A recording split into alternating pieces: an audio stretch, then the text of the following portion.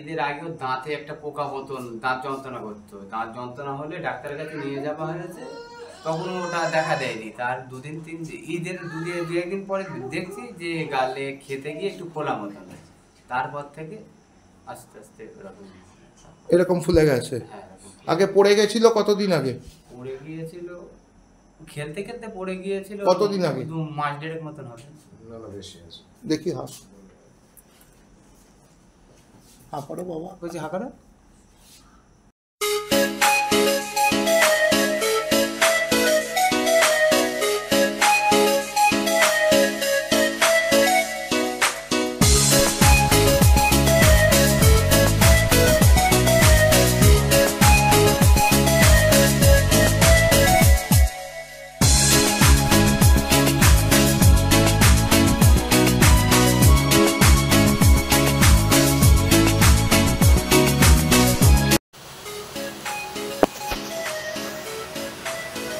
To start this case, this is a pure case of swelling under the tongue. Under the tongue there is a huge swelling.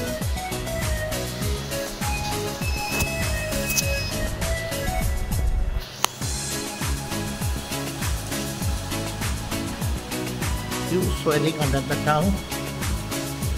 There is a swelling. So we'll make it clear.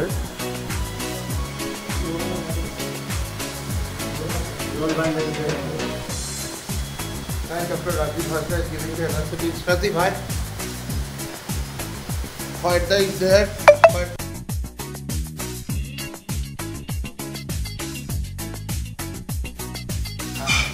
Sister আছে, কারণ আমাদের একদম baby হচ্ছে আমাদের female, তার জন্য সিস্টারকে রেখে কাজ করতে হচ্ছে। আর আছে মমতাজুল। তো তখন ওকে স্টার্ট করবো একটু পরে।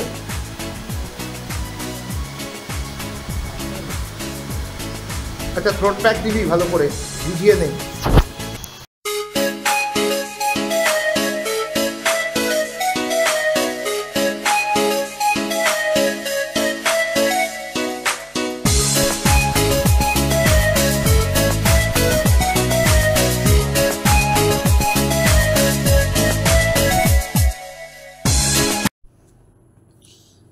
আমি মতিয়ার রহমান, আমি থাকি পিঠাপুকুরে, হাতিশালার ওই পাশটায়।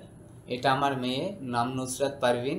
এর গালে পড়ে গিয়ে এর গালে একটা টিউমার টাইপের হয়েছিল, ওই যেমন ওই আপনার ওই পিছুতে দেখাচ্ছে ওরা।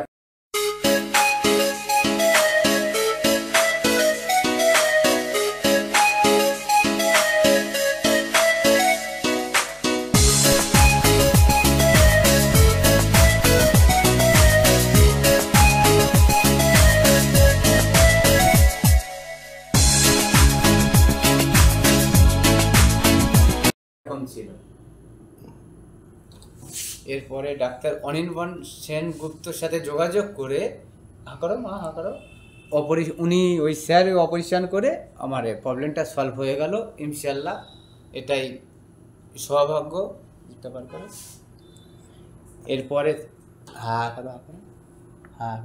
পুরো করো, জীবনটাও এই সাইডটাই করো। হ্যাঁ, এটা সলভ হয়ে গেল এই প্রবলেমটা। এখন মেয়ে কথা বলতে পারছে, আর কোনো সমস্যা নেই। আগে কথা বলতে গেলে বাদো করতো, মানে খেতে গেলে জিভ বার হয়ে থাকতো, জিভ বোঝাতে পারতো না। জিভ যখন বোঝাতো মুখ তখন অন্যরকম ফোলা ভাব থাকতো।